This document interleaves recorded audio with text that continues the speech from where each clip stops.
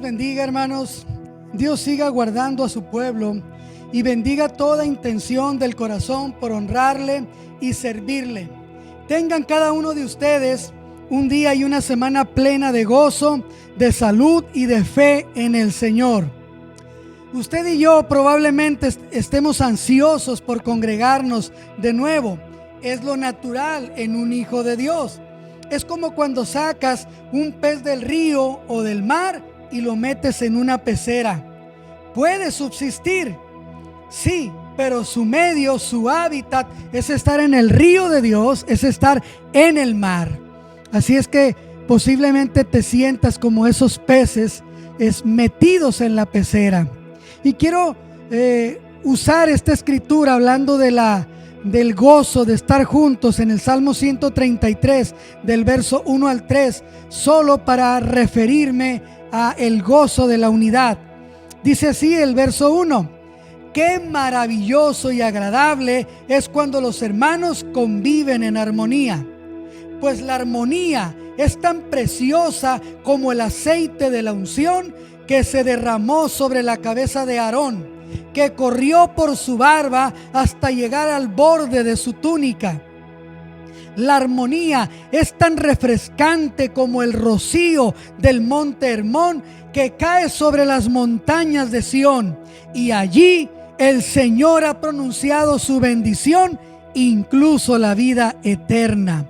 Solo para hacer referencia al anhelo que debe existir en el corazón de los hijos de Dios por estar nuevamente congregados. Pero quiero tomar otra escritura para hablar en este día el tema que corresponde. Espero que estés en tu casa y que estés con plena salud, que puedas disfrutar de esta transmisión como nosotros disfrutamos llevarla hasta ti. En Primera de Timoteo, en el capítulo 3, en el verso 14 y 15, leemos en la Nueva Traducción Viviente. Dice la escritura de esta manera, hablando el apóstol Pablo a su hijo en la fe Timoteo, le dice: aunque espero verte pronto, te escribo estas cosas ahora, para que, si me retraso, sepas cómo deben comportarse las personas en la familia de Dios. Esta es la iglesia del Dios viviente, columna y fundamento de la verdad. Qué interesante escritura, qué interesante el texto que Dios a través de Pablo le envía a Timoteo, su amado hijo en la fe, quien también estaba sirviendo en la iglesia de Éfeso. Dice la escritura: cuando el enemigo enfoca sus fuerzas e interés sobre la iglesia, busca dos cosas principalmente. Uno, que esta o cualquier otra iglesia se cierre. O dos, que por medio de esta iglesia el nombre de Cristo sea blasfemado. Cualquiera de las dos opciones son muy efectivas para el homicida y mentiroso, como lo describe Juan en su evangelio en el capítulo 8:44.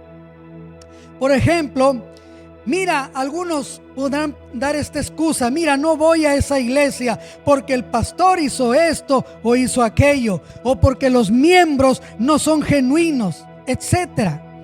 Creo que Dios nos está dando otra oportunidad donde tenemos que analizarnos cada uno en particular y también colectivamente como iglesia. ¿Cómo estamos? ¿Qué nos motiva a venir a la iglesia? ¿Cómo estamos haciendo las cosas aquí en la iglesia? ¿Entendemos el ministerio? ¿Por qué lo estamos haciendo? ¿Vivimos realmente la predicación y el estudio de la palabra? En el sermón anterior que estuvimos llevando a cabo, hablábamos precisamente de lo que es la iglesia. Ahora, no estamos culpando a nadie de manera directa o frontal, sino quiero que ustedes me ayuden a llevar la carga y que se hable bien de su iglesia, porque la iglesia es el cuerpo de Jesucristo. Que digan que realmente somos siervos de Cristo, pero siervos de último nivel, del nivel más bajo, de aquellos que solamente objetan cuando ya no pueden servir más a su Señor, pero que cuando Dios les da la orden, ellos están dispuestos a decir: sí, Señor, lo haremos. Si usted solo quiere ver desde un palco, déjeme decirle que la apatía es la peor, que la apatía destruye a la iglesia y que el fruto de la apatía es la crítica. Es fácil para una persona llegar al punto de que da todo por sentado, de que las cosas se tienen que hacer, que debemos venir a la iglesia. ¿Y por qué no están las cosas en su lugar? ¿Por qué no tomaron medidas sobre esto? Es fácil decir o pedir que queremos llegar y estar cómodamente, pero es necesario que nosotros nos unamos, respaldemos, colaboremos y participemos todos de este tiempo que viene para la iglesia y para la gloria de nuestro Dios. Pero volviendo a la escritura que el apóstol Pablo hablaba a Timoteo y que también Pedro se refiere a la iglesia en ese sentido, en la segunda carta del apóstol Pedro, capítulo 1, 21, dice, hablando el apóstol: por lo tanto, siempre les recordaré todas estas cosas, aun cuando ya las saben y están firmes en la verdad que se les enseñó, y es justo que deba seguir recordándoselas mientras viva. Tanto Pablo como Pedro están hablando de recordar las cosas, de volver a traer el consejo que ya se nos había dado. ¿Por qué? Porque es necesario para la iglesia. Es necesario que nos estén recordando. Es necesario que nos estén hablando una y otra vez de la importancia de la comunión, de la importancia de buscar a nuestro Dios. Es necesario. Posiblemente alguien se moleste, es que ya no necesito que nos estén diciendo. Mientras estemos aquí, el apóstol Pedro dice: te voy a recordar estas cosas. Así es que vamos a unirnos a ese reclamo del apóstol Pedro. El apóstol Pedro tenía un alto llamamiento de parte de Dios. Recordemos que Jesús le dice a Pedro: a ti daré las llaves del reino. Era necesario que él estuviera recordando esas cosas, y él no quería ser irresponsable en cuanto a la manera en que lo cumplía. No quería ser negligente con aquellos a los que estaba llamado a enseñar, de modo que continuamente les recordaba lo que ya habían aprendido, lo que él ya les había enseñado. Él les decía: siempre les recordaré todas estas cosas, aun cuando ya las saben y están firmes en la verdad que se les enseñó. Es decir, a alguien que está firme en algo no le molesta recibir, volver a entender lo que ya había entendido, porque el gozo de escucharlo de nuevo se repite en la vida de ellos. Dios ya ha diseñado el modelo para su iglesia. Las verdades fundamentales, esto es, aquello que le da forma y fundamento a la iglesia, sobre el cual debe de estar formada, debe de estar estructurada, y a partir de ahí todas las demás cosas se moverán, se establecerán, se fundamentarán en la vida de la iglesia. La iglesia cristiana debe tener una visión elevada de Dios.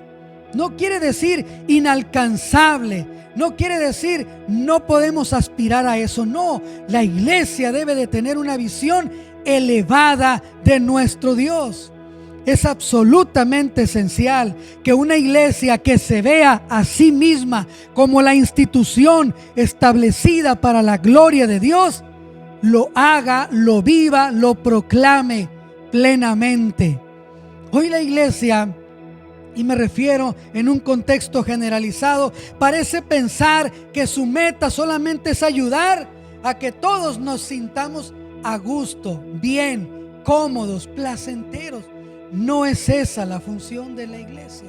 Puede que sea esa quizás una consecuencia de tener una comunión plena con Dios, pero aún así el Señor habrá de decirnos que hay momentos en el que tenemos que padecer por causa de ella. Entonces, la iglesia, claro que puede dar momentos de estabilidad emocional, financiera, espiritual, sí los puede dar, pero no es el objetivo de la iglesia de hoy. No es la meta, no es la meta en sí recibir eso. No se les debe de ofrecer a las personas solamente placebos espirituales. Si tú vienes a Cristo, se te van a acabar los problemas. Si tú vienes a la iglesia, ya no vas a sufrir nada y ninguna enfermedad te tocará. Eso no es la verdad.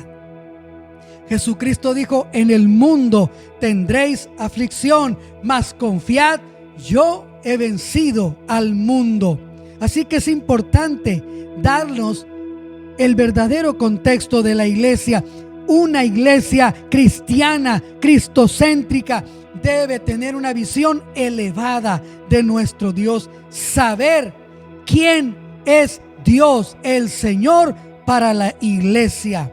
En lugar de estar ofreciendo quizás remedios instantáneos de una salud financiera, no sé, te vas a aliviar de todo, ninguna plaga tocará tu morada, debemos decirles: lleva tu cruz cada día y sígueme, como Jesús lo insistió a sus discípulos.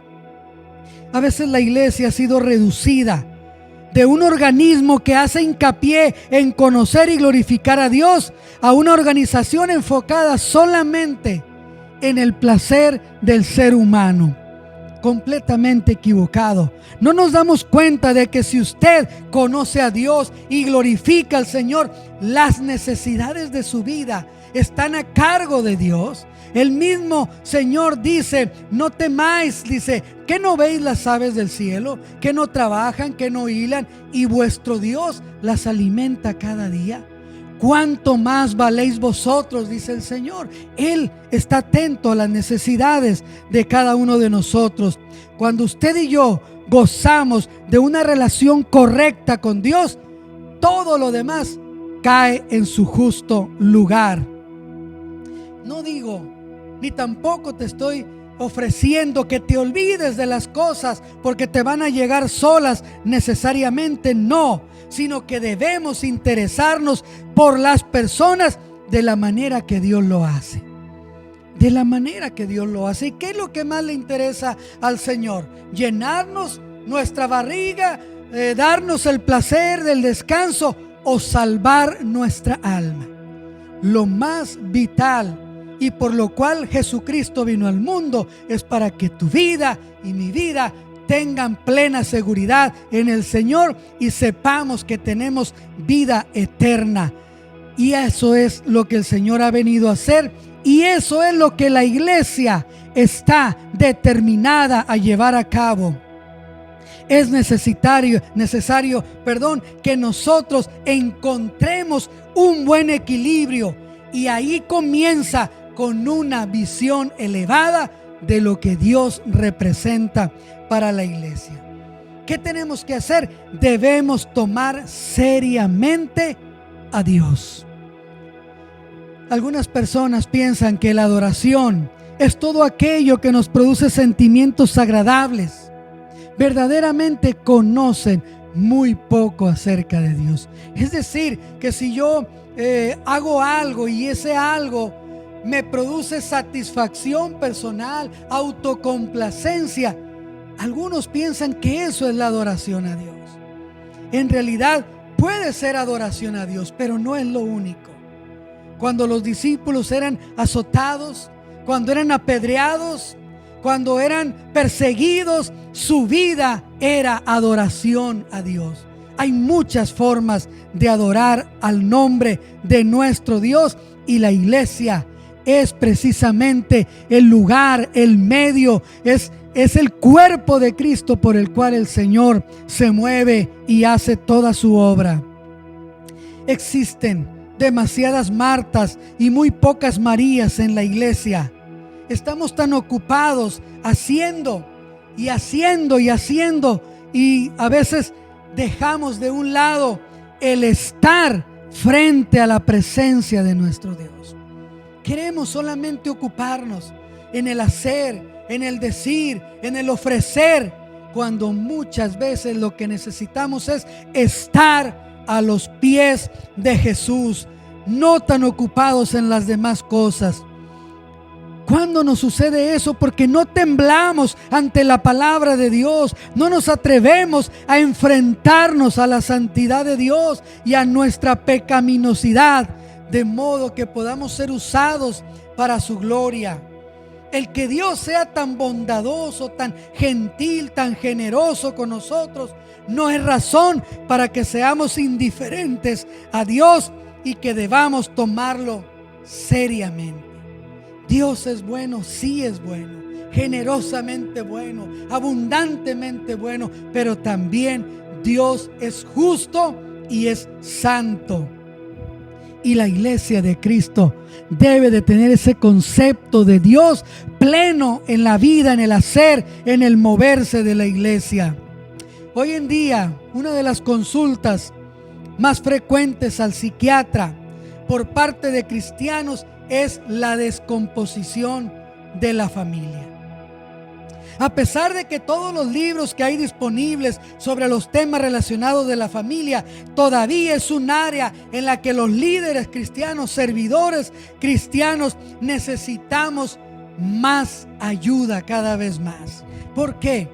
La iglesia, tenemos que buscar en la iglesia la respuesta que viene de parte de Dios y de su palabra para la familia también. Necesitamos hacerlo, de modo que la respuesta no es escribir más material acerca de la familia. No, el problema consiste en que las personas, nosotros, no tomamos a Dios seriamente en nuestra familia. Por eso los problemas que hay. Para funcionar conforme a la palabra, si en las familias se les enseñara una visión más elevada de Dios, tuviéramos menos conflictos familiares. No habría tantos problemas como los tenemos actualmente en la iglesia. El apóstol Santiago, que hoy se citó al inicio de este servicio, en el capítulo 4, en el verso 8, dice: acérquense a Dios y Dios se acercará a ustedes. Lávense las manos, pecadores, purifiquen su corazón, porque su lealtad está dividida entre Dios y el mundo. Derramen lágrimas por lo que han hecho. Que haya lamento y profundo dolor, que haya llanto en lugar de risa y tristeza en lugar de alegría. Humíllense delante del Señor y Él los levantará con honor. Él los levantará con honor. Qué tremenda la palabra de Dios. Sin embargo, en los versos anteriores de Santiago, en el capítulo 4, los versos del 1 en adelante, hay una lista de condiciones por las que se generan los problemas y las discusiones en la vida y en la familia. Pero todo es, ¿por qué? Porque no le hemos dado a Dios un carácter, una voluntad superior en nuestra vida como seres humanos. La escritura dice en el verso 8 de la epístola a Santiago: acercaos a Dios y Él se acercará a vosotros. En la Nueva Traducción Viviente: acérquense a Dios y Dios se acercará a ustedes. ¿Le gustaría vivir su vida teniendo a Dios cerca de usted? Voy a repetir: ¿le gustaría vivir cerca de Dios o Dios cerca de usted? Si usted se acerca a Dios, Él se acercará a usted. Pero usted y yo podemos tener un montón de argumentos. Cuando me acerco a Dios, me pongo nervioso fácilmente. Incluso las cosas parece que se me ponen más difíciles. Por eso es lo que Él también dice: pecadores, limpien sus manos. Cuanto más nos acercamos a Dios, estamos más conscientes de nuestra pecaminosidad. Sin embargo, la gracia de Dios a través de Jesucristo, dice la Escritura, que no es por nuestros méritos que podemos acercarnos a Dios, sino porque la sangre de Jesucristo nos limpia de todo pecado.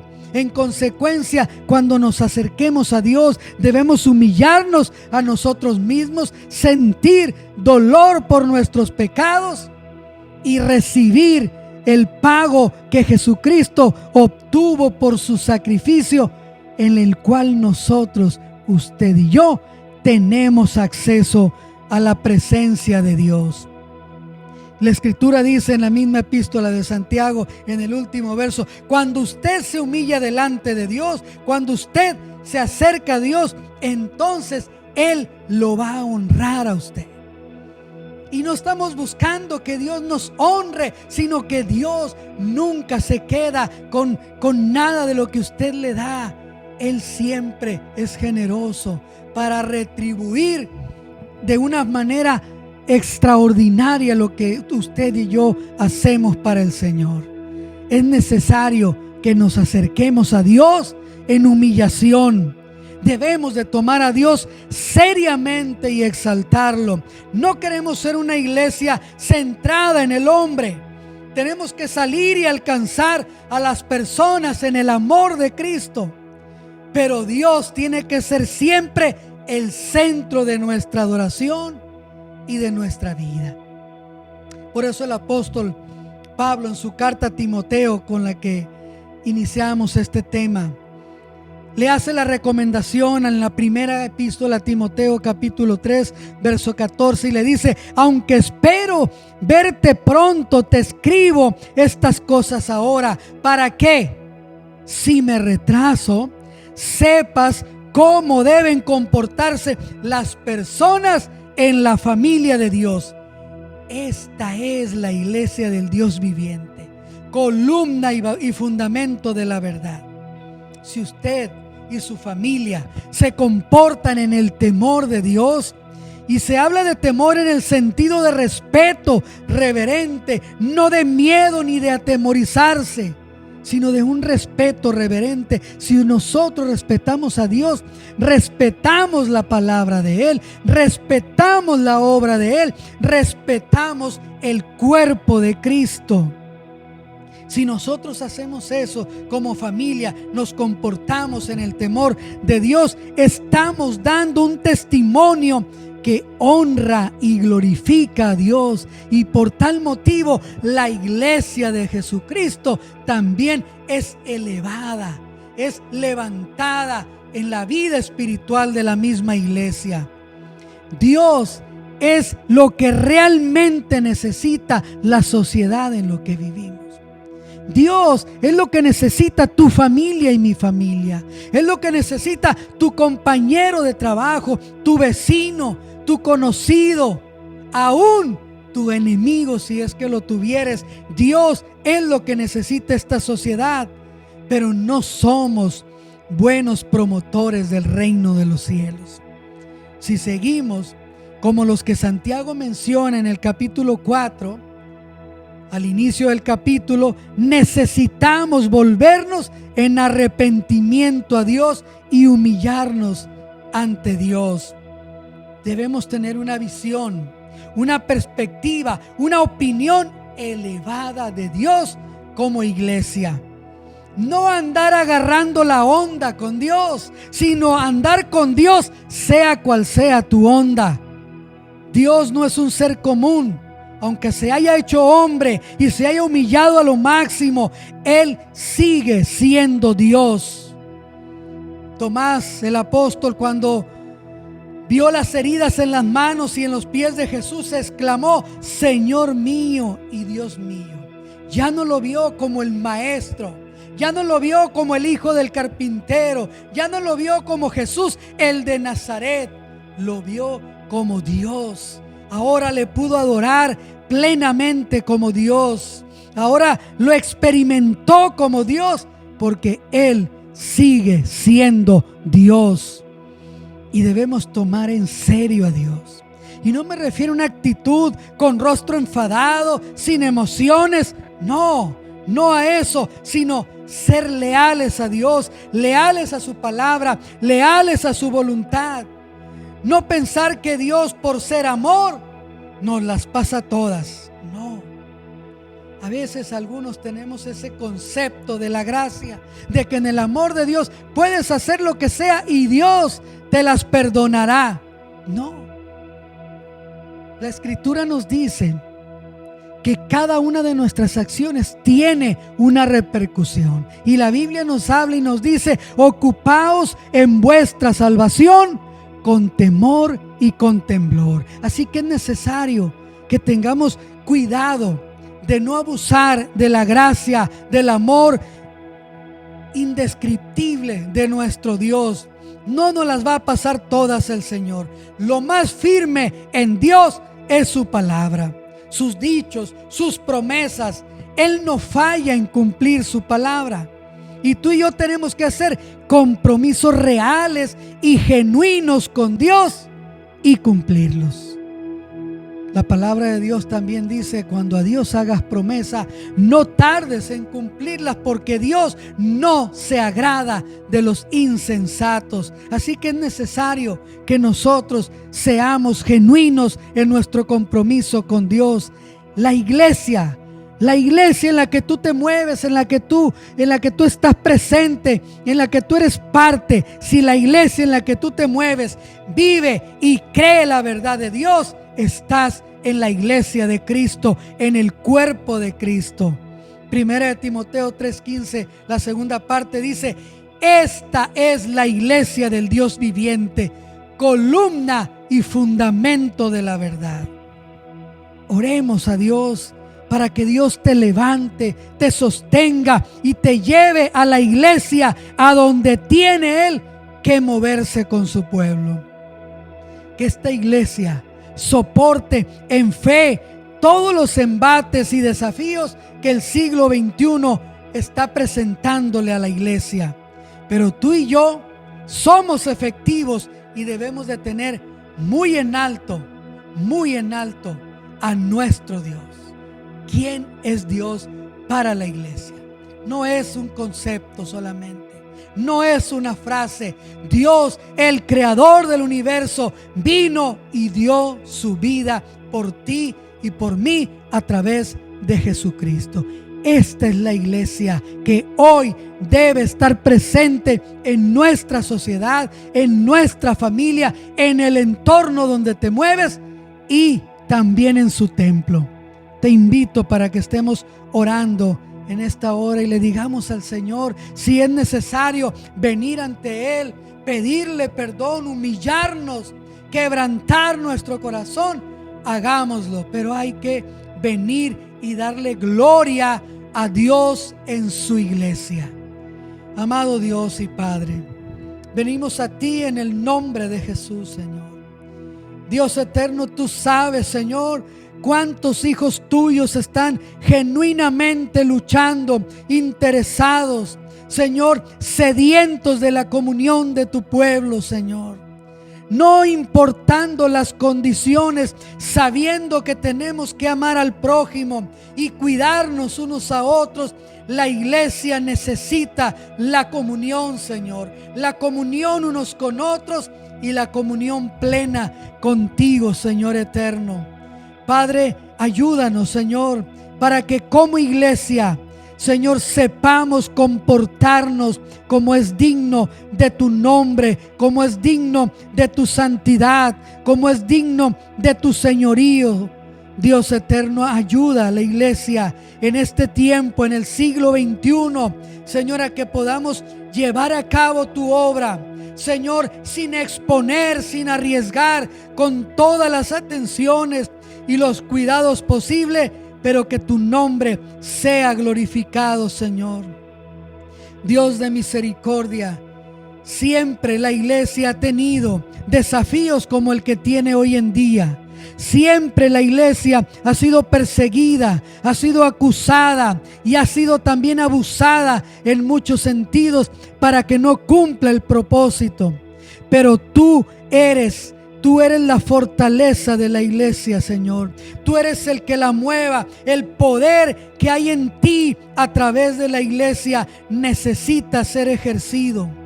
Señor, en este día proclamo, Señor, e invito a tu iglesia, a tu pueblo, donde quiera que esté reunida, para que se levante primeramente en oración de su comodidad y venga y doble rodillas delante de ti para darte gloria y darte honra.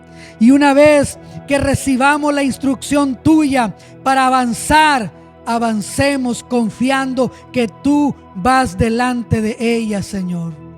Te doy gracias en este día y bendigo tu santo nombre, mi Dios eterno. Te doy gloria y alabanza por la iglesia, Señor, que está presente, por la iglesia que está decidida a caminar en tu nombre, Señor. Llévanos, Dios eterno, decididos a obedecerte, Señor, siempre protegiendo al prójimo, porque uno de los fundamentos de tu palabra es que debemos amarte a ti y a nuestro prójimo como a nosotros mismos. Gracias, Dios. En el nombre de Jesús te doy honra y alabanza en este día, Señor, y bendigo tu nombre. Muchas gracias, amado Dios. Dios te bendiga. Espero que esta palabra haya hablado a tu vida. Y no olvides dejar tus comentarios sobre este tema. Gracias. Dios te bendiga.